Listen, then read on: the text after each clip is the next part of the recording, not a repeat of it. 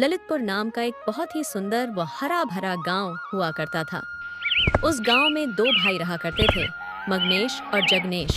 मगनेश, जो कि बहुत ही धनवान व्यक्ति था, उसके पास दौलत शोहरत की कोई कमी नहीं थी, और उधर उसी का छोटा भाई जगनेश बहुत ही गरीब व्यक्ति था।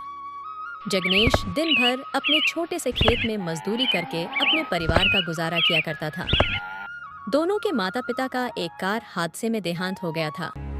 अपने माता पिता के गुजर जाने के बाद मगनेश ने बड़ी ही चतुराई से माँ बाप का सारा धन और सारी जमीन हड़प ली थी और जगनेश को एक छोटी सी जमीन का टुकड़ा दे दिया ताकि वह अपना गुजर बसर कर सके।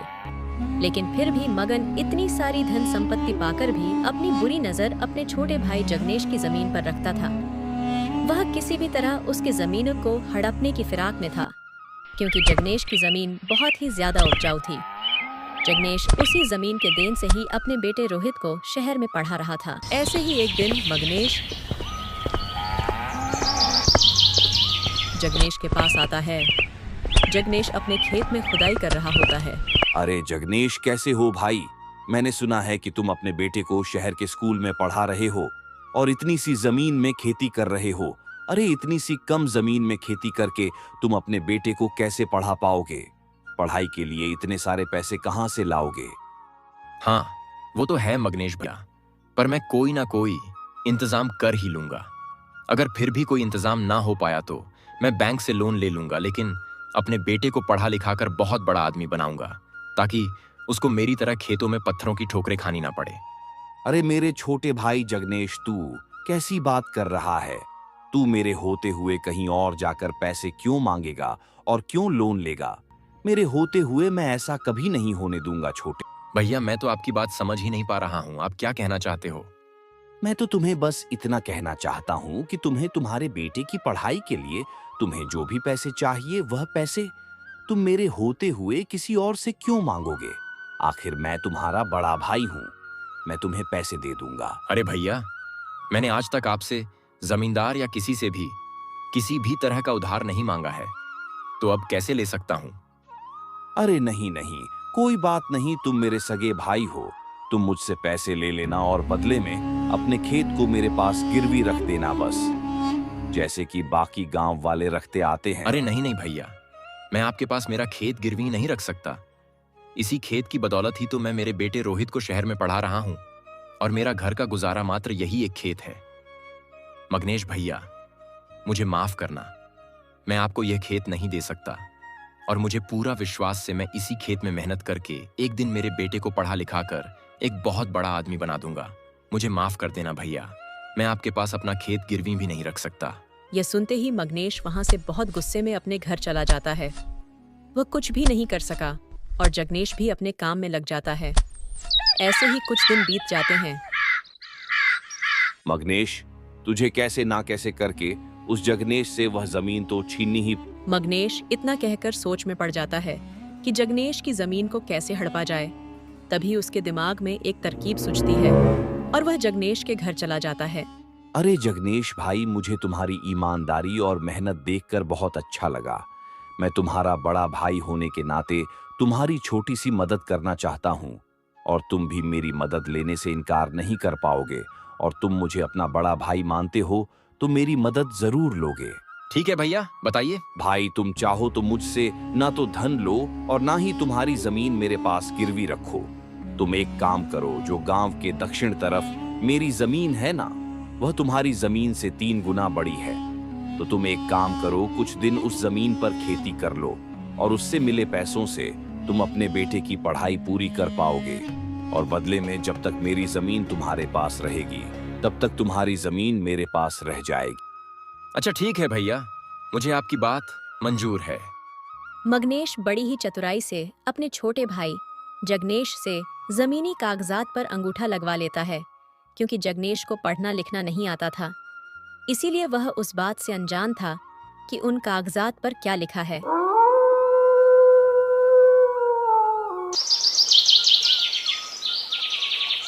ऐसे ही कुछ सप्ताह बीत जाते हैं। ऐसे ही एक दिन जब जगनेश उस जमीन पर काम कर रहा होता है। अरे भाई, चलो आज का तो काम खत्म हुआ। मैं बाजार से लाए सारे सब्जियों के पौधों को पूरे खेत में लगा दिया हूँ। बस कल सुबह का इंतजार है इन्हें। मैं कल सुबह फटाफट आकर सींच दूंगा। चलो, मैं भी अब घर चलता हूँ भाई। और बहुत जोरों की भूख भी लगी है। आज भाग्यवान को बोलूंगा मस्त गोभी की सब्जी बनाए, फिर खाकर आराम से रात को चैन से सो जाऊंगा। चलो भाई। इतना कहकर जगनेश खुशी खुशी अपने घर चला जाता है। और अगले दिन फिर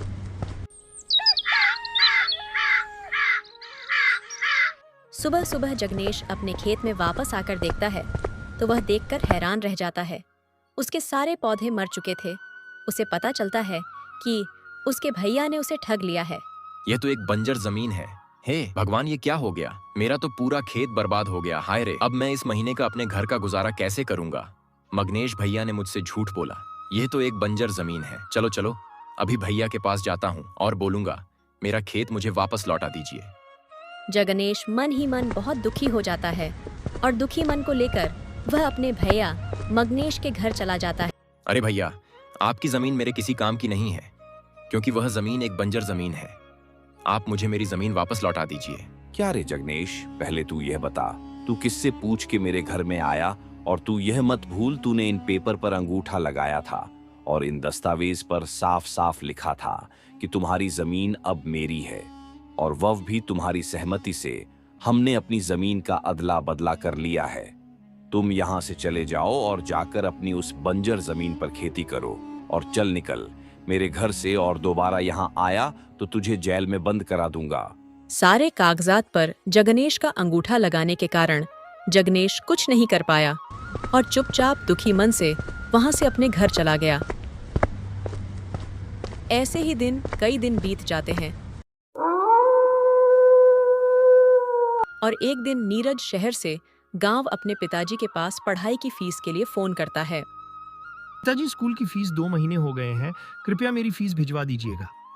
बेटा, मैं माफी चाहता हूँ, घर में बहुत बड़ी समस्या आ गई है। अभी मैं तुम्हारा फीस नहीं दे सकता हूँ। मैं क्या करूँ, घर का गुजारा भी बड़ी मुश्किल से हो पा रहा है। जगनेश सारी बात अपने बेटे को बता देता है। जगनेश, मुझे माफ करना बेटा, लेकिन अब मैं तुम्हारी पढ़ाई आगे जारी नहीं रख सकता, क्योंकि मेरा आय का स्रोत अब कुछ भी नहीं है। अच्छा ठीक है पिताजी, मैं कल ही गांव आता हूँ और समस्या का हल निकालता हूँ। आप चिंता मत कीजिए, कल सुबह मैं आता हूँ। फीस समय पर ना मिलने के कारण रमेश को अपनी पढ़ाई बीच में ही छोड़नी पड़ती है। अरे वाह भाई वाह, हाँ, गांव का वातावरण मज़ा ही आ गया। शहर में तो सिर्फ पोल्यूशन ही पोल्यूशन होता है। कितना शुद्ध वातावरण है भाई। अरे क्या हो भैया ललितपुर, चलिए क्या, मैं भी वहीं जा रहा हूँ। भाई सामान रख दो पीछे।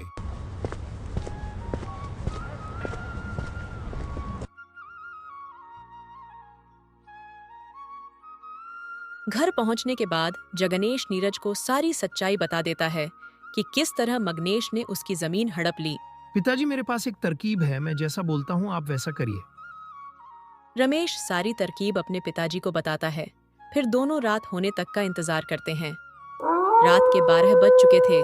सारे गांव वाले सो रहे होते हैं कि तभी दोनों बाप बेटे एक एक घड़े को लेकर अपने घर से बाहर निकलते हैं और अपने खेत की ओर चल देते हैं।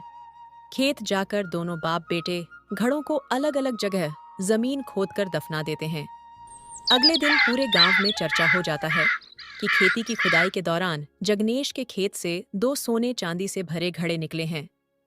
गांव के हर कोने में सिर्फ मगनेश की ही चर्चा हो रही होती है। उस जगनेश की तो किस्मत ही चमक गई। ये सुनकर मगनेश बहुत ही ज्यादा बौखला जाता है। आखिर कैसे ऐसे हो सकता है? उस बेकार सी बंजर जमीन पर सोने से भरा घड़ा कैसे निकल सकता है?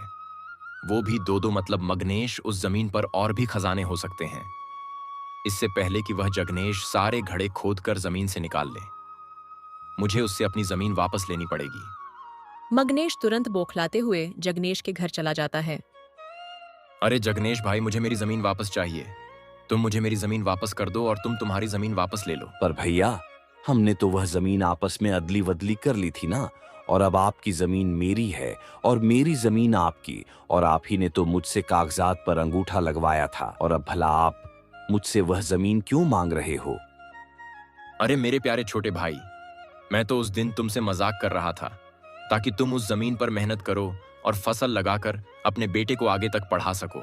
और यह देखो, यह रहे उस जमीन के पेपर। अब मुझे तुम मेरी जमीन वापस कर दो। नीरज मग्नेश की सारी बातें सुनकर बोलता है। आपको आपकी ज़मीन वापस मिल जाएगी, लेकिन मेरी एक शर्त है, वह आपको माननी पड़ेगी। क्या? क्या शर्त है? क्या शर्त है? अरे नीरज बेटा, मुझे तुम्हारी सारी शर्तें मंजूर है, तुम बस मेरी जमीन मुझे वापस कर दो।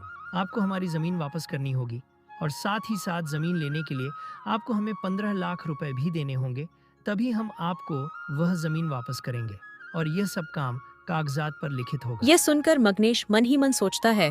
अरे इन दोनों बाप बेटे बेवकूफों को क्या पता उन सोने की सिक्कों की कीमत। बेचारे 15 लाख के पीछे पड़े हैं। बेवकूफ कहीं के। मैं उन सिक्कों को बेचकर एक दिन करोड़पति बन जाऊंगा। हाँ हाँ हाँ बेटा, हाँ हाँ, मुझे तुम्हारी सारी शर्तें मंजूर है। मैं कल ही तुम्हें पैसे दे दूंगा और तुम्हारे कागजात पर साइन भी कर दूंगा। अगले दिन मग्नेश कागजात साइन कर देता है और साथ ही साथ सुशील को सूटकेस से भरा 15 लाख रुपए भी दे देता है। सारा काम हो जाने के बाद मग्नेश तुरंत ही अपने नौकर रामू को अपने खेत में लेकर जाता है। सुनो रामू, पूरा खेत खोद डालो और मुझे तुरंत ही सोने से भरा घड़ा निकाल कर दो। जी मालिक। रामू खेत की खुदाई करना शुरू कर देता है और धीरे धीरे करके वह पूरा खेत खोद डालता है, लेकिन उसे कुछ नहीं मिलता है। यह देखकर मग्नेश बहुत चिंतित होने लगता है। रामू, देखो कुछ मिला क्या? नहीं हुजूर, मैंने तो पूरा खेत खोद दिया है, लेकिन मुझे अभी तक तो कुछ भी नहीं मिला है। हे भगवान, यह क्या हो गया? मुझे तो कुछ भी नहीं मिला। मतलब उन दोनों बाप बेटों ने मुझे बड़ी ही चालाकी से ठग लिया, साथ ही साथ जमीन के साथ मेरे से 15 लाख भी ले लिए। हाय रे, मैं तो बर्बाद हो गया। हाय रे, मैं तो बर्बाद हो गया। बेचारा मग्नेश अपने आप को कोसने लगता है। तो दोस्तों, आप लोगों ने देखा कि जो दूसरों के साथ बुरा करता है उसके साथ आखिर में बुरा ही होता है। और हाँ, नीरज ने दोनों घड़ों में नकली सोने का सिक्का डाला हुआ था जो वह शहर से लाया था। वीडियो को लाइक और आप सभी के चैनल ड्रीम किड्स को सब्सक्राइब करना ना भूले। धन्यवाद।